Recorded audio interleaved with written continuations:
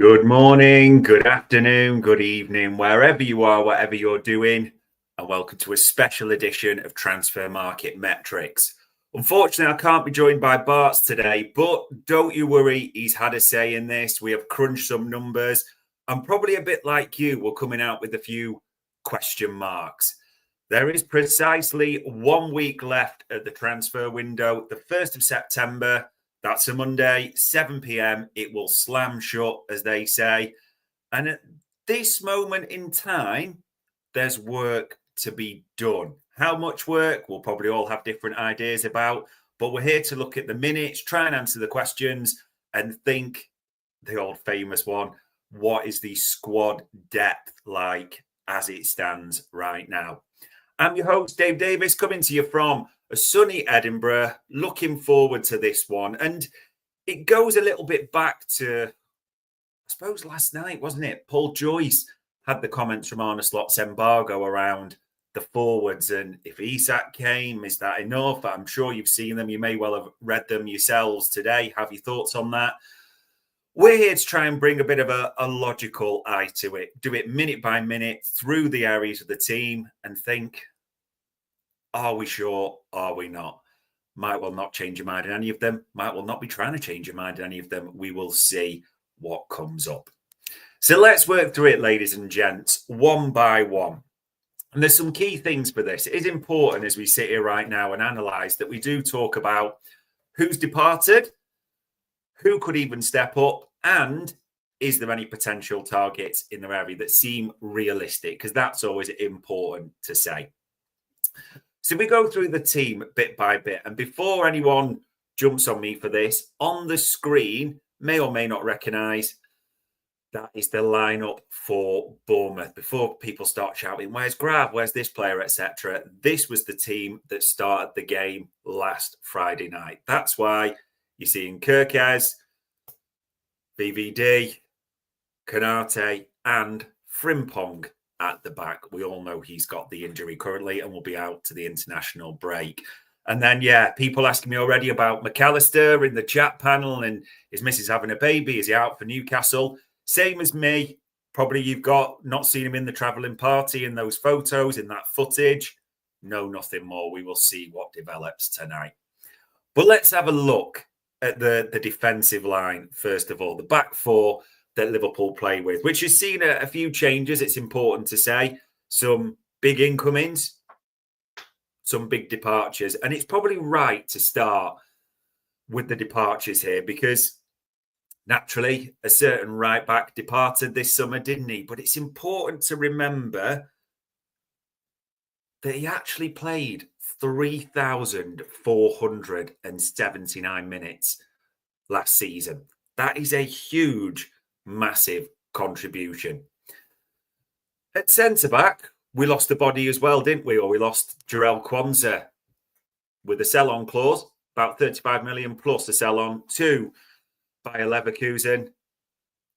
1,290 minutes we lost there. So if you put Trent and Quansah together, already departed, you've lost 4,769 minutes. That's huge.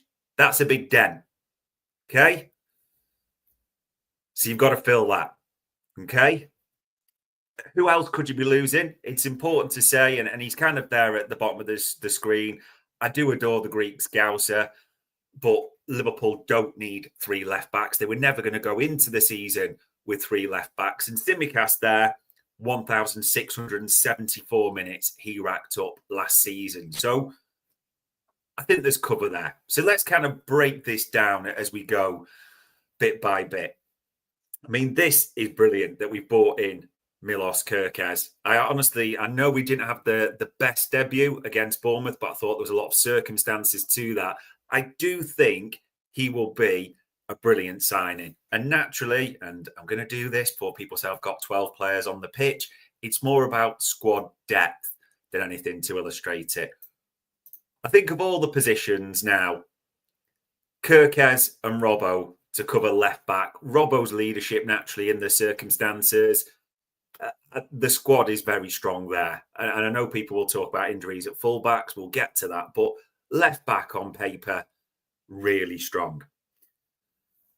Then we get to the centre-back mix, and I've got to sort of drag Joe Gomez into this, and I haven't actually made a little profile yet for Giovanni Leone, but we'll talk about it minute by minute. And just saw someone comment, what about the keeper? I mean, come on, people.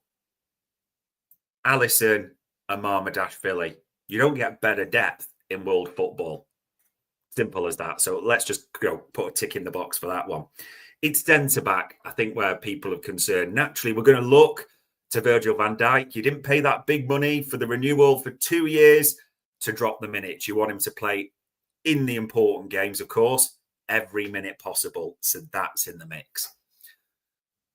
As it stands, you are asking Ibou Konate to go big again. And I mean that, big again.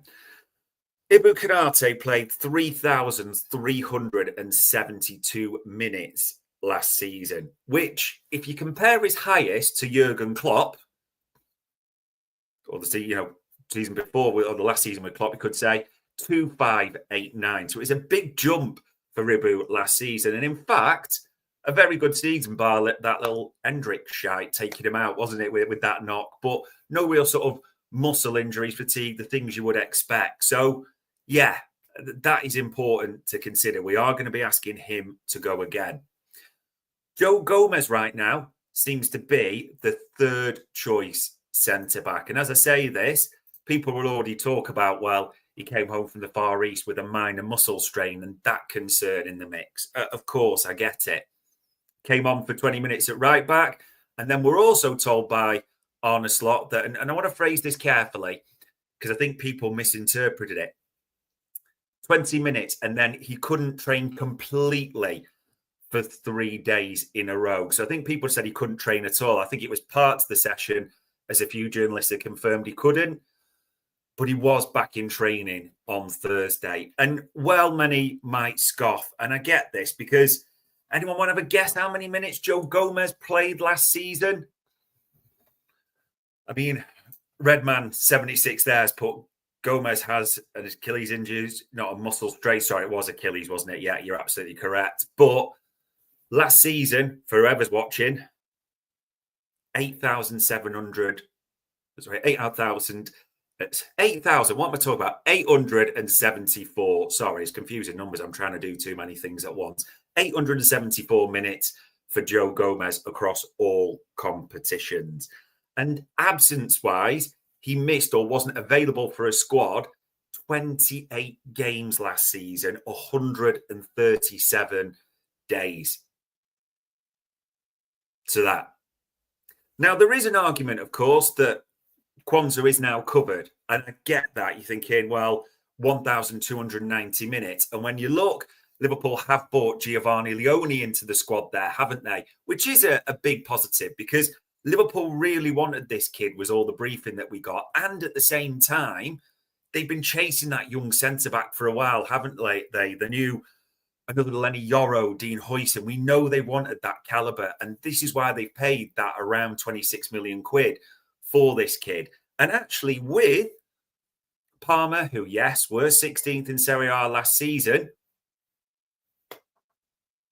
did play about 1,200 minutes. So actually, there's that comes into the mix. And yeah, I get the comments already. John Trevetta says, don't remember Gomez playing a full match last season. I genuinely couldn't remember when we got the minutes from the analysts. But you think of the Brighton game, for instance, where he came on at half-time and had a big contribution. How many minutes has Joe Gomez got him this season? That is a huge, huge question.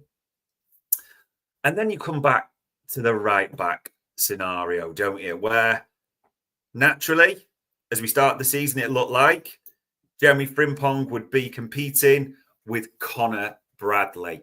And Connor Bradley had his injuries. I mean, this was always going to be, I think, a big ask for what people were talking about minutes-wise with Connor Bradley. Connor Bradley last season played 1,385 minutes. That is against Trent's 3,479 in all competitions. So literally less than half. Okay. And last season, he missed 17 games, or was unavailable for 17 games, 82 days. Yeah. And we thought that was covered, of course, that, Jeremy Frimpong seemed a great signing around the 30 million mark, homegrown. I thought he had a really good debut for the 60 minutes, didn't he? And then we got Arne Slot's press conference where he said, and we think it was, probably precautionary, they took him off. No, Jeremy Frimpong is out until after this international break. A player that, if you look at his minutes with Leverkusen last season, was, over 3,000, ever present. Yeah. Hopefully it's maybe just a bit of bad luck, getting used to the intensity. Things can happen, but that does pull question marks across this back line, which is why, as I drag him here from reported targets, everyone wants Marc Guéhi to come into this mix as well. Even with Giovanni Leone, I think everyone would be happy to have 5 centre-backs, and even then treating Gomez as multifunctional. Would that be fair? And if you think Marc Guéhi got a great injury record, he's been very rarely injured if you look at his career, and last season for Palace, 3,931 minutes. And if you think, if we already had Guéhi in the squad, say for tonight at Newcastle, you'd feel a lot more secure. You could even think, we could shift over to almost, you start one at full, like Guéhi at fullback. I know it's not a back three we play, but adapt the system, etc. Of course, all that comes into the mix. It is important to say as well, and everyone will be talking about this, is Guéhi going to get done? I mean, it doesn't sound like it's going to be before Palace's second leg of that Europa Conference League qualifier. But it is important to note at the same time, Fabrizio did tweet this morning, and with an exclusive, that Crystal Palace have entered the race. I'm probably going to butcher his name here. For JD Camvo, I think it's pronounced. Toulouse, who are looking for around 20 million euros. Yeah. So that could come into the mix as well. But when you actually look at it and you say what was short, as we said, just to recap, we lost 4,769 minutes when Trent and Kwanzaa went out the door. It looks like you are going to lose 1,674 with Tsimikas. Naturally, you think you've got that covered, of course, at left back with Kirkez and Robertson. You're not worried about that too much. But the fullback situation, Connor Bradley's injury record, Jeremy Frimpong now picking up, it seems like, unless I'm reading it wrong, from the data, his first muscle injury that I've seen of his career. It's just why that when we look at all these areas, it does, and it's a big pressure on Giovanni Leone. I know the kid's got talent, but to go from 16th in Serie A with Parma to, competing for titles at the top of the Premier League is such a change. Yeah, and it's a big ask. Italians, do they always think, don't always go well, as we know with Chiesa straight away in the Premier League? Honestly, it just makes all the sense for Marc Guéhi to walk through the door of AXA before that transfer window shuts. I don't think realistically, and it's funny, isn't it? Daryl there already saying, I don't think we sign Guéhi or Isak. That defence can get very stretched there all of a sudden if that isn't the case. But we'll see, eh? There is some depth at defence. It's not as big as the forward line. However, yeah, interesting. We'll see. That's a quick review of the defence. The midfield is a really interesting one. And naturally, it was McAllister and Szoboszlai that started in the double pivot against Bournemouth. Someone is going to ask me again, and just in case you're joining, I don't know about Alexis McAllister. I genuinely don't. That his other half apparently having a baby. There's no pictures of him in the photo. I get all that. I don't know. What I'm intrigued by is the midfield a little bit. I think at the start of the summer, and there was links, we all had great visions, didn't we? It's like Adam Wharton, that left foot, the progressive passing, especially with Trent departing, he would be a perfect signing. All set to stay at Palace for another season. Even some saying, okay, different type of player, but a belabor there. Someone who can play that 6, break it up, keep it simple at times would be perfect for us. Didn't happen either. In fact, I think we'd all be, if you're completely honest, astonished if we brought in another midfielder. We did kind of bring in one. And the reason I'm saying kind of is, and I know people when Florian Wirtz first came through the door, they could play false 9, and on a slot, as mentioned, could come into the left, play that Coutinho, tuck in, so Kirkes could bomb on. I get all that. But it was interesting last night that it came out, the quotes from Wirtz doing an interview with Kicker in Germany. Just in case you haven't heard them, let me sort of give you what he said. He said, he was talking about Slot convincing him, but he said, this combined with the structure of the team convinced me. He saw me in the number 10 position where I play best. I was brought in for that position because they trusted me to make the team better. I'm trying to live up to that as best as I can. And it is interesting because, he said that, that's saying, well, that's what Arne Slot told him, quite honestly. The team's still adjusting and got to adapt to Florian Wirtz as a 10 instead as a Bosley, and all that means, of course, that's not being critical of Florian Wirtz. He's naturally got to be given time to adapt to the Premier League. But when you look at the minutes from last season, it's who you want and how much do you... We need a bit of luck, put it that way.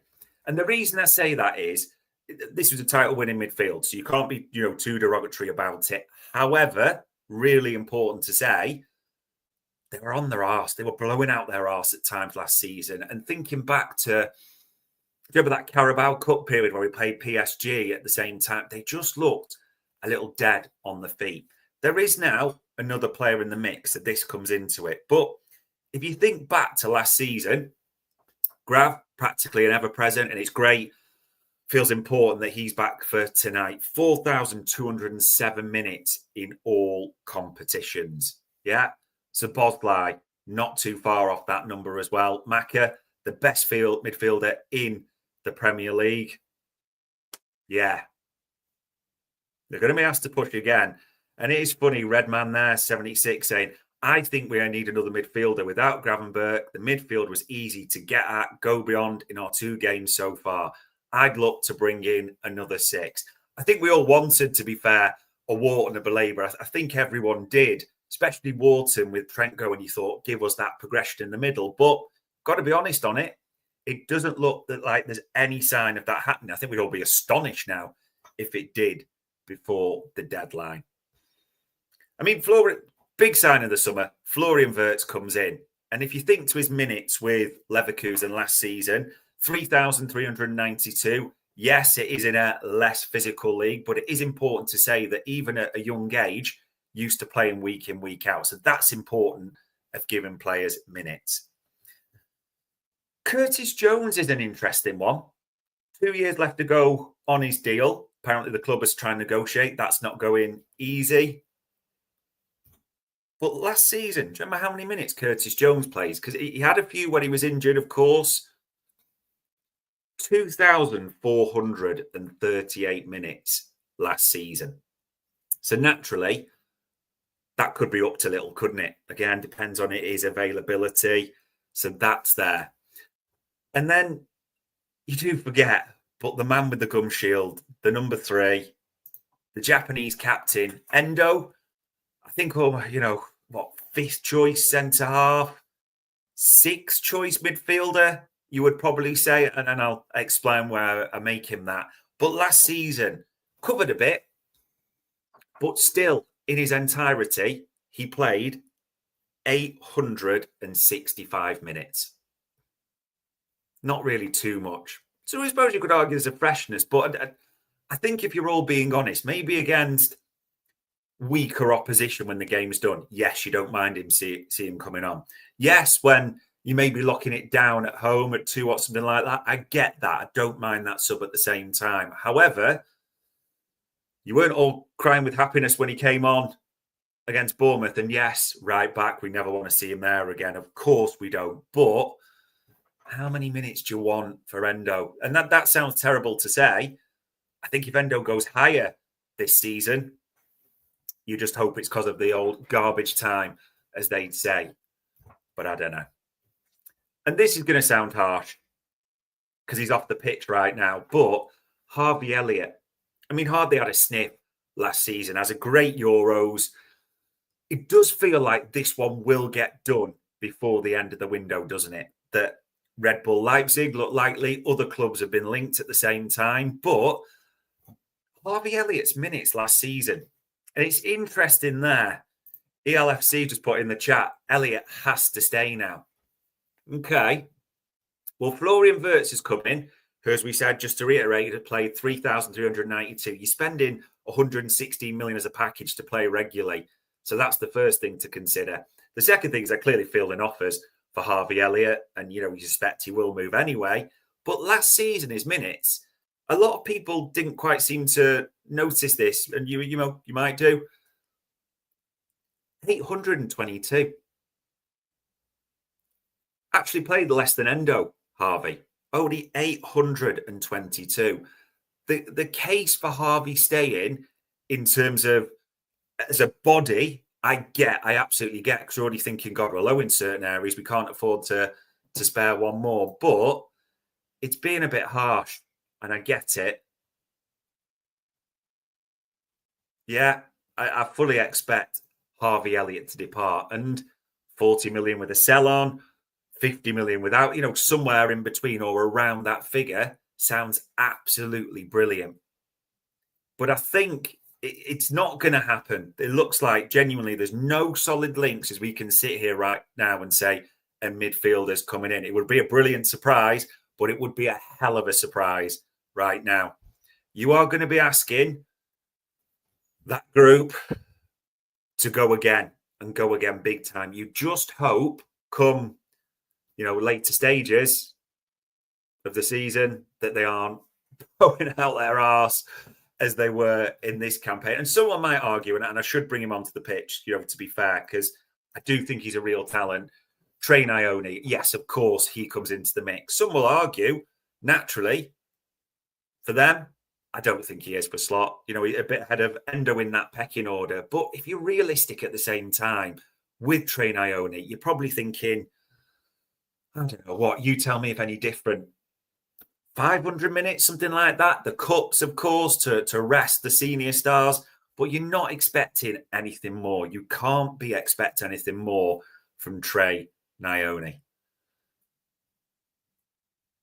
You already had concerns about the defence. You're hoping Gay resolves it. The midfield, let's be honest, there's no tangible links right now of anyone coming in. If anything, Harvey Elliott looks set to depart. Maybe, yeah, I've left McConnell there as potential option, but you expect him to depart as well. And I think John Mycester there, there's a few debates in the chat panel, but gets it absolutely spot on. I think Elliott just doesn't suit Liverpool's style of play. Too slow to be a winger, more suited to a club that do play as a 10. And I agree, don't have Florian Wirtz in the way. Yeah. Midfield, I think we've got to go with what it is. We're going to need luck. Otherwise, you might be seeing players that you maybe don't necessarily want to have that. And people saying, yeah, Leipzig could be perfect. We will see, eh? Now, onto the line, the forward line that everyone is talking about. And the reason everyone is talking about the forward line is because naturally, where we think we're short out of everywhere in the squad, the priority, and also Arne Slot's comments that Paul Joyce dropped last night, just in case you missed them. He was clearly asked in the embargo, if he felt short of attacking depth. And this is what he said. It depends on how you want to look at it. If you add to Florian Wirtz as an attacking option, then you can make it 5. So, yeah, we sold Darwin and we've bought in Hugo. Lucho has gone, and you can maybe see Florian as a replacement for that. And yes, we all know what happened to Diogo. if you look at it like this, maybe we haven't got enough. But Jeremy Frimpong, when he is fit, is definitely an option to play as a winger as well. So then we end up at 6 forwards. And Paul Joyce actually writes, it was clear it happened in the embargo that it was pushed further to clarify the options. And these were Arne Slot's words. I think I've said it already. We have 6 players who can play in 3 positions. That's the answer. Yeah, I'm happy. So let's map that out. We'll drag Federico Chiesa in. We'll drag Wirtz in. And we're dragging, all of a sudden, Jeremy Frimpong from right back behind Mo Salah. So in that answer, Arne Slot is naming Wirtz, Gakpo, Ekitike, Chiesa, Salah and Frimpong as the 6 options that could be enough.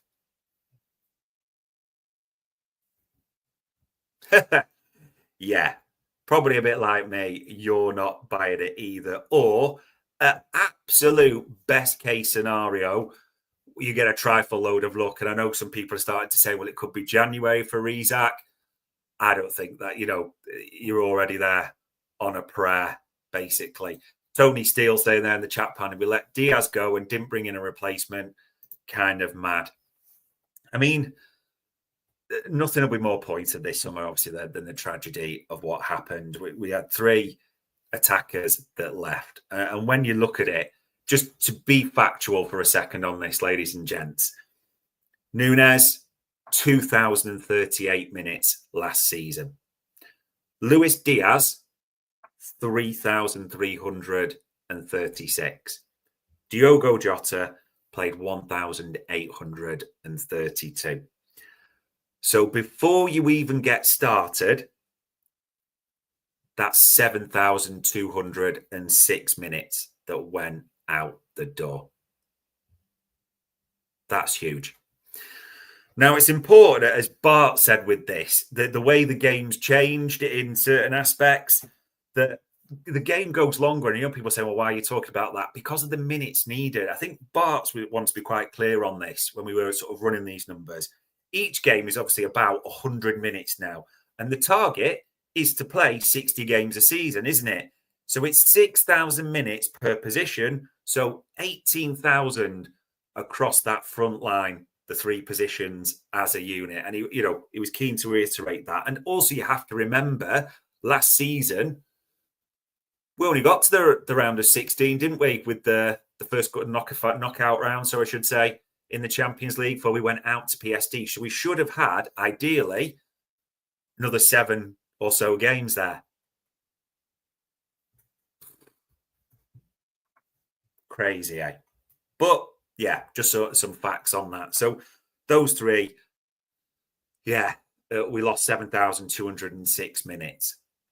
We did bring Hugo Ekitike, who looks a hell of a player so far, doesn't he? Shone in the Community Shield, brilliant in the opener, man of the match against Bournemouth. And that is a big positive. 3,644 minutes he had in all competitions for Frankfurt. So there genuinely is serious minutes coming in. That is absolutely brilliant.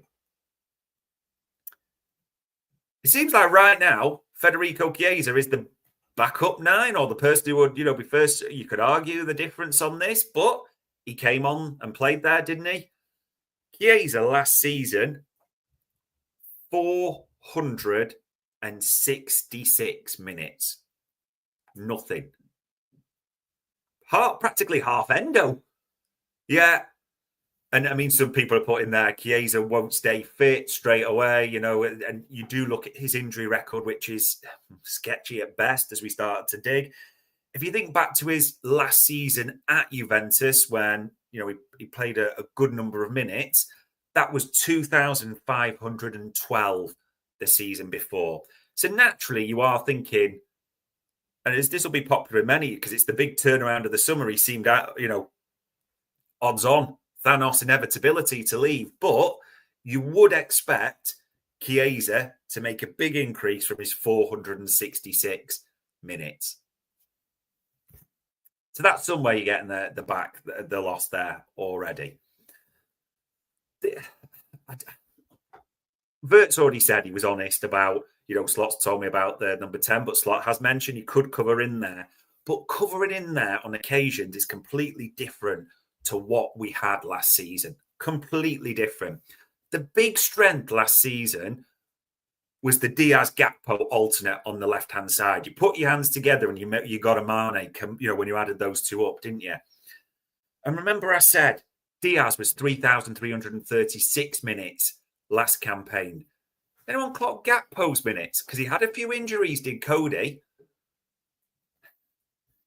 2,696 minutes. Yeah? So you're going to ask him to, you're going to ask him to play more. Let's be completely clear on this. But if you look at his injury record last season, question marks there. Straight away. Mo, Superman, you're going to have to ask you to put on your cape again, of course, aren't you? And do the business for us.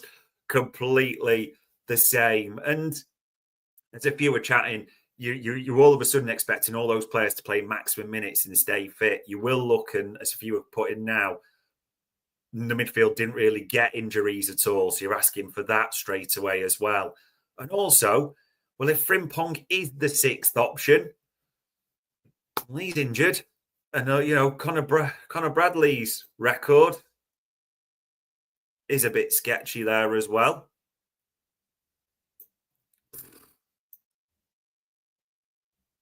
Big questions you've got all of a sudden, haven't you? Now, we all know we want to come in and give us that squad depth. Well, I say squad depth, of course, give me a British record transfer fee. If it happens, we all know we want. Isak's minutes last season, because everyone said he completely injury prone, 3,324. Did have a few injuries. But actually, we want him in, of course. But when you add the minutes there and just spell it out in logical fashion, you need him. Because 7,206 minutes is no longer with Liverpool. Yeah?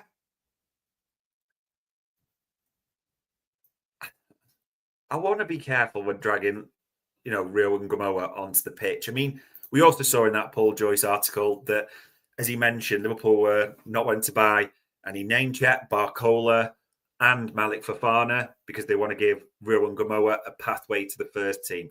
And the kid has looked special. He looks such a talent, doesn't he, in pre-season. However, he is 16 years old. And let's just be clear, he didn't play a single minute in the Community Shield, a friendly, when he could have. I don't know if he was in the squad, was he? For Bournemouth. Travelled with the party tonight, but how many minutes, seriously, do you think Rio and Gamoa will get this season? Even if the pathway bit is, it doesn't look like there's another forward on top of Isak. Paul Joyce and the comments allude to it. Does feel like Isak or bust a little bit. Yeah. I don't know. See, I actually thought, we could somewhere at the top end, and at the top end, you wouldn't want Rio and Gamoa to go anything above 1,000. And even that, I'm saying, is the top end. People will probably have less in mind, like 750, something like that. But in terms of senior forwards right now, and I've got to take them off the pitch, Liverpool have 4 senior forwards right now, because I'm putting Florian Wirtz as a 10. Chiesa, Gakpo, Ekitike and Salah. Ekitike and Salah had good records in terms of minutes last season, as we said. But Chiesa played, just in case you missed it, 4-6-6. Yeah? Gakpo played 2-6-9-6. And part of the big thing about his strength was the alternate with Lucho Diaz.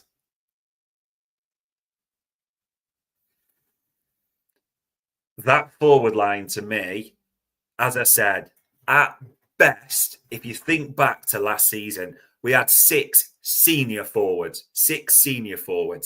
Yeah, with Chiesa playing a few minutes here and there, just probably part because of Poach was being insane. Yeah. Now, as it stands, we're at 4 senior forwards. You're asking Wirtz to possibly cover on the left.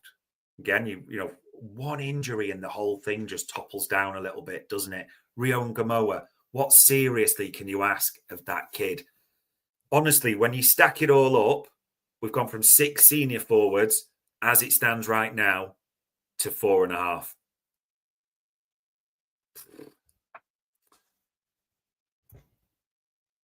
And this was trying to do it all logically. I can see as the chat panel, people saying Jayden Danns is an option. People, if Jayden Danns needs to play serious minutes for us when we want to be chasing, apparently, you know, a title, Champions League, that's not being derogatory of the player. That's a real issue that way. So that, you know, that comes into the mix. For me, I think when you spell out the minutes and the players you want to come in, Alexander Isak or bust, it really is a risk reward. If he comes in, if Alexander Isak comes in and is the 5th senior forward, I can handle that quite easily. You think that, you know, we'll see again if we need it, but I think I can do that quite easily.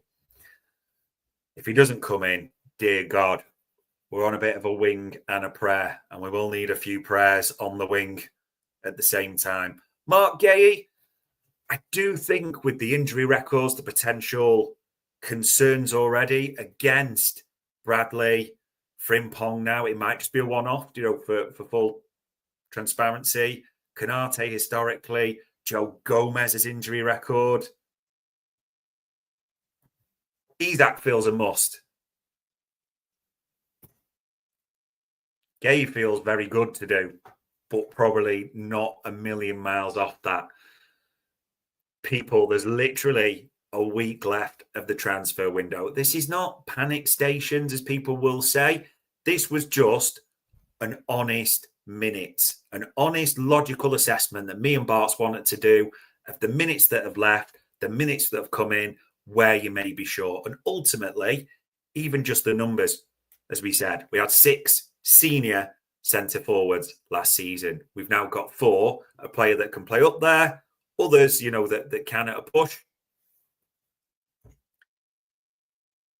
We will see.